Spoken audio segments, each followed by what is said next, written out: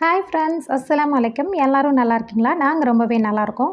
இன்றைக்கி நம்ம எல்லாருக்கும் ஃபேவரட்டான சிக்கன் ரெசிபி தான் பார்க்க போகிறோம். ஈஸியான மெத்தடில் ரொம்ப டேஸ்ட்டாக செஞ்சிட முடியும். வாங்க சட்னி இதை எப்படி செஞ்சுறது அப்படிங்கிறத பார்த்துடலாம். ஃபஸ்ட்டு நான் அதுக்கு 1 கிலோ சிக்கன் எடுத்திருக்கேன். அதை நல்லா வாஷ் பண்ணி எடுத்து வச்சுருக்கேன். இது கூட 1/4 டீஸ்பூன் போல் மஞ்சத்தூள், 2-3 டேபிள் ஸ்பூன் போல் தயிர் சேர்த்து நல்லா மிக்ஸ் பண்ணி ஒரு 20 நிமிஷத்துக்கு ரெஸ்ட்டில் விட்டுடலாம். நல்லா ஊறி வரட்டும். தயிர் ரொம்ப புளிப்பாக இருக்கக்கூடாது, மீடியம் புளிப்பில் இருந்தால் போதும்.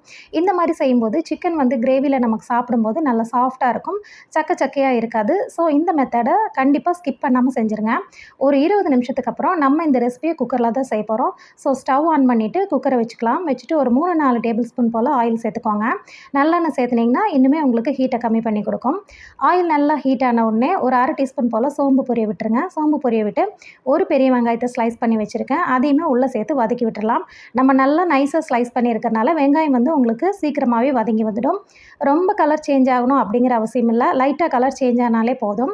இது கூட நான் ஒரு 2 டேபிள் ஸ்பூன் போல் இஞ்சி பூண்டு பேஸ்ட்டு சேர்த்துக்கிறேன். 1 கிலோ சிக்கனுக்கு இந்த 2 டேபிள் ஸ்பூன் இஞ்சி பூண்டு பேஸ்ட்டு கரெக்டாக இருக்கும்.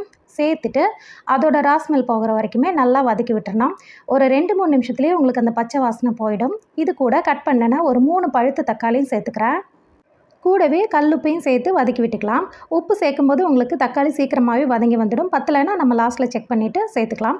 இந்த மாதிரி நல்லா பழுத்த தக்காளியை சேர்க்கும்போது கிரேவி உங்களுக்கு நல்ல கலராகவும் இருக்கும். ஸோ நல்லா பழுத்த தக்காளி பழமாக சேர்த்துக்கோங்க. இப்போ தக்காளி நல்லாவே வதங்கி வந்துடுச்சு. இந்த ஸ்டேஜில் நம்ம 1 டீஸ்பூன் பெப்பர் பவுடர், கூடவே 1 டீஸ்பூன் மிளகாய்த்தூள், ஒரு 1/2 டீஸ்பூன் போல் கரம் மசாலா பவுடர், மசாலா பொருட்கள் இவ்வளோ தான்.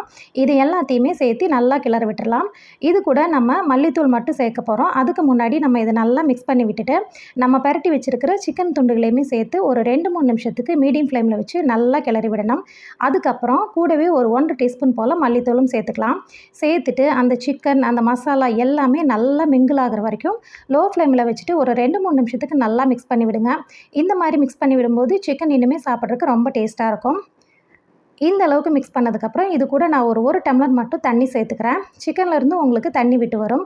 ஸோ 1 டம்ளர் சேர்த்துனாலே உங்களுக்கு நல்லாவே லிக்விடாக வந்துடும். சேர்த்துட்டு நல்லா மிக்ஸ் பண்ணி விட்டுட்டு குக்கர் மூடி போட்டு கரெக்டாக ஒரு 2 விசில் விட்டு எடுத்துக்கலாம். சிக்கனுங்கிறதுனால உங்களுக்கு நல்லா சீக்கிரமாகவே வெந்து வந்துடும். ப்ரெஷர் நல்லா ரிலீஸ் ஆனதுக்கப்புறம் ஓப்பன் பண்ணி பாருங்கள்.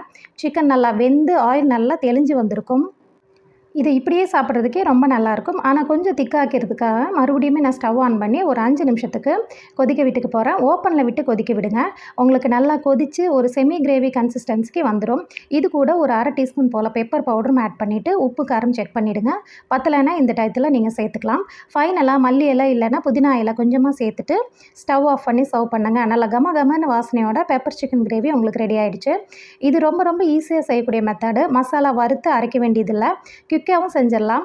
டேஸ்ட் ரொம்ப சூப்பராக இருக்கும். ரைஸ், சப்பாத்தின்னு எல்லா ஃபுட்டு கூடயுமே நல்லாவே மேட்ச் ஆகும். நீங்களும் இதை உங்கள் வீட்டில் ட்ரை பண்ணி பாருங்கள். எல்லாருக்குமே ரொம்ப பிடிக்கும்.